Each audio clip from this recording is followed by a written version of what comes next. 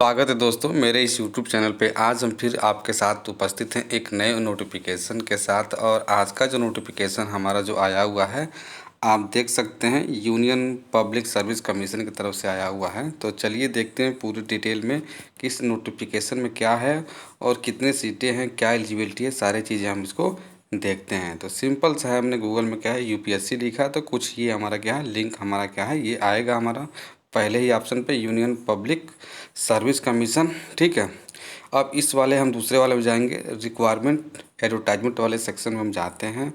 ठीक है, तो ये हमारा क्या है संघ लोक सेवा आयोग जो इसका दिल्ली में जो है, ये हमारा क्या है होम पेज खुल के आ जाता है। और इसको हम लोग क्या करते हैं और हम इसको स्क्रॉल डाउन करके नीचे आते हैं तो देखेंगे रिक्वायरमेंट नोटिस या फिर रिक्वायरमेंट एडवर्टाइजमेंट जो हमारा है, इसमें हम पहला तो यह है एडवर्टाइजमेंट नंबर 7/2023। ठीक है, तो इसको हम क्या करते हैं ओपन करते हैं। ये हमारा जो है कल ही का ये नोटिफिकेशन हमारा क्या है जारी हुआ है। और ये हमारा क्या हुआ एक पीडीएफ फाइल हमारा क्या है ये ओपन होके आ गई है। तो चलिए देखते हैं कि इसमें क्या है। ठीक है,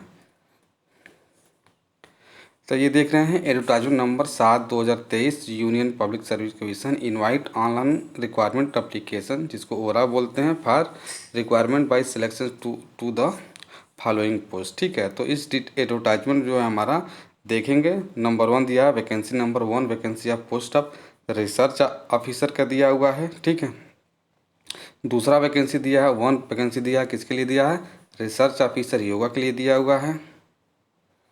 और तीसरा दिया हुआ है ये हमारा 16 वैकेंसी दिया हुआ है post of assistant director regulation and information. ठीक है, तो अगर इसमें आपकी क्वालिफिकेशन है तो आप इसको भी इसमें भर सकते हैं। ठीक है, नेक्स्ट हमारा जो है एडवर्टाइजमेंट नंबर क्या है हमारा 4 वैकेंसी नंबर कितना है 4 1 वैकेंसी दिया हुआ है, किसके लिए दिया है असिस्टेंट डायरेक्टर का दिया हुआ है।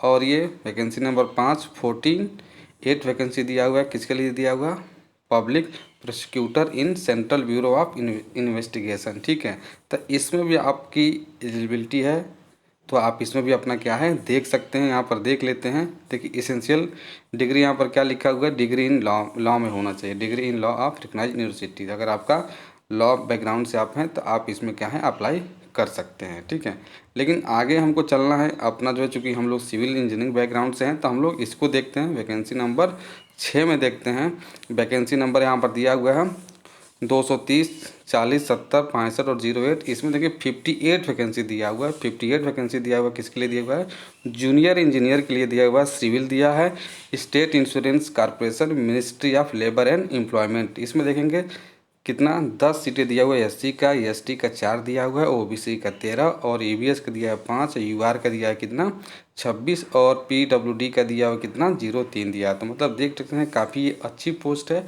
और ये कल ही का क्या है नोटिस हमारा ये आया हुआ है। और इसका जो है आप इसको आपकी अगर क्या है अगर आप भी जूनियर इंजीनियर बनना चाहते हैं तो आप इस पोस्ट को अप्लाई ज़रूर करें। ठीक है, और भी सारी चीज़ इसमें दिया हुआ है, आप इसको फिल करेंगे।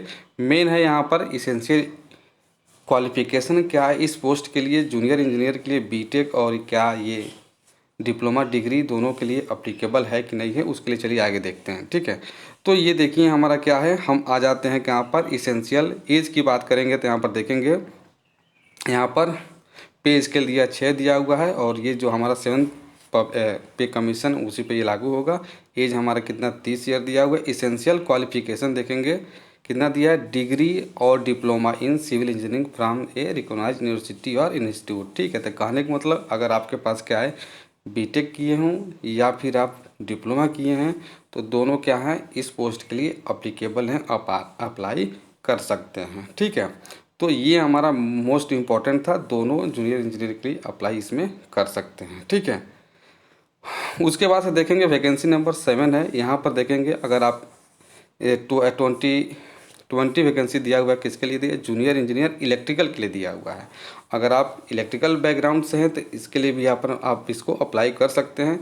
एससी का 3 सीट दिया हुआ है, एसटी का 1 और ओबीसी का 5 और ईवीएस का 1 और रिजर्व के लिए 10 दिया है, पीडब्ल्यूडी के लिए 2 दिया हुआ है। ठीक है, तो अगर आपका इलेक्ट्रिकल बैकग्राउंड है तो इसके भी आप अप्लाई कर सकते हैं। यहाँ पर देखेंगे इसका भी जो एज दिया कितना 30 साल दिया हुआ है। इसेंशियल क्वालिफिकेशन दिया हुआ है कितना, डिप्लोमा और डिग्री इन इलेक्ट्रिकल इंजीनियरिंग में होना चाहिए। अगर आपके पास बीटेक और डिप्लोमा अगर कोई दोनों में से कोई एक है तो आप क्या है इसको अप्लाई कर सकते हैं। ठीक है, और नीचे जाते हैं तो यहाँ पर वैकेंसी नंबर 8 दिया हुआ, 1 पोस्ट दिया हुआ, किसके लिए दिया, असिस्टेंट आर्किटेक्चर के दिया हुआ है। ठीक है, तो ये हमारा मेन मोटिव था कि अगर आप जूनियर इंजीनियर जेई के लिए भरना चाहते हैं सिविल और इलेक्ट्रिकल के लिए तो ये एडवर्टाइजमेंट था, आप इसको अप्लाई ज़रूर करें। ठीक है, और भी इम्पोर्टेंट डेट की बात कर लेते हैं तो देखिए हमारा जो है इसको अप्लाई करने के लिए डेट जो है कब से है 8/4/2023 और लास्ट डेट इसका जो होता है हमारा 27/4/2023 तक इसका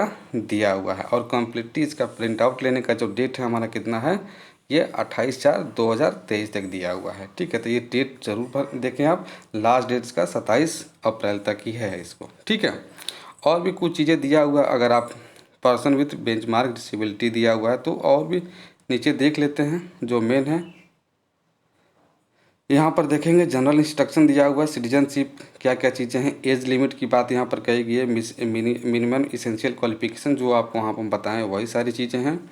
ठीक है, इसमें देखते हैं एग्जामिनेशन के लिए कितना मिनिमम नंबर यहाँ पर चाहिए। ठीक है, यहाँ पर देखेंगे candidate should therefore mention all his her qualification and experience in the relevant field over and above the minimum qualification. ठीक है, यहाँ पर देखेंगे कैटेगरी वाइज जो है minimum level of suitability in interview is respective of whether the selection is mode only by the interview or requirement test follow by the interview. ठीक है, तो यहाँ पर देखेंगे अगर 100 नंबर का होता है तो इनमें से कितना चाहिए, 50 नंबर किसके लिए चाहिए, ईबीएस और अनरिजर्व के लिए चाहिए, और ओबीसी हैं अगर तो 45 मार्क्स, अगर हमारा क्या एससी और एसटी के लिए हैं तो 40 मार्क चाहिए। अगर इंटरव्यू होता है तो भी हमारा 100 में इतना चाहिए, और अगर इंटरव्यू और उसके बाद से अगर क्या अगर रिटन टेस्ट होता है तो भी हमारा ये इतना होना चाहिए। ठीक है, ये चीज़ ये लिखा हुआ है। यहाँ पर फीस की बात करेंगे तो यहाँ पर देखेंगे एससी एसटी के लिए तो छूट है, और 25 रुपया और लोगों के लिए यहाँ पर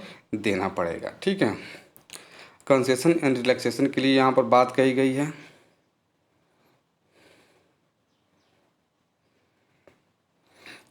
ठीक है, हाउ टू अप्लाई करने के लिए यहाँ पर दिया हुआ है कि कैसे हम अप्लाई करेंगे, तो सिंपल से UPSC-online.in पे हम लोग इसको पोर्टल पे ओपन करेंगे और इस वाले सेक्शन में जाएंगे, और जो भी चीज़ें अपना डिटेल फिल करने के बाद से जो भी आपका डॉक्यूमेंट है वो अपना क्या है उसमें अपलोड करेंगे। यहाँ पर साइज़ की बात की गई है कि ज़्यादा क्या 1 MB से क्या है कम नहीं होना चाहिए और 2 MB से ज़्यादा नहीं होना चाहिए, इस यहाँ पर लिखा हुआ। DPI की बात करिए कितना 200 DPI स्केल का फ़ोटो सिग्नेचर जो भी चीज़ें होनी चाहिए इतने में होना चाहिए। ठीक है, और भी यहाँ पर डिग्री क्वालिफिकेशन सबके बारे में यहाँ पर दिया गया है।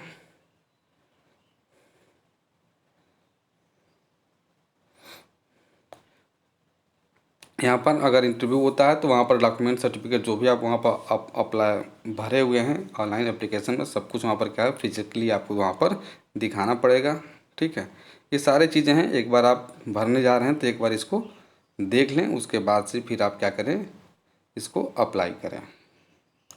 ये हमारा क्या है 19 पेज का था एडवर्टाइजमेंट। ठीक है, तो आप जो है सिविल और इलेक्ट्रिकल बैकग्राउंड के हैं तो आपके लिए क्या है बेटर अपॉर्चुनिटी है, और इसको अप्लाई ज़रूर करें। लास्ट डेट का इंतज़ार ना करें, क्योंकि बाद में क्या होता है साइट हमारा क्या होता है क्लोज हो जाएगा, या फिर एरर आने लगता है, या फिर क्या है हम लोग भूल जाते हैं। ठीक है, तो इसको अप्लाई करें। मिलते हैं नेक्स्ट वीडियो में, तब तक चैनल को लाइक करें, सब्सक्राइब करें। Thank you.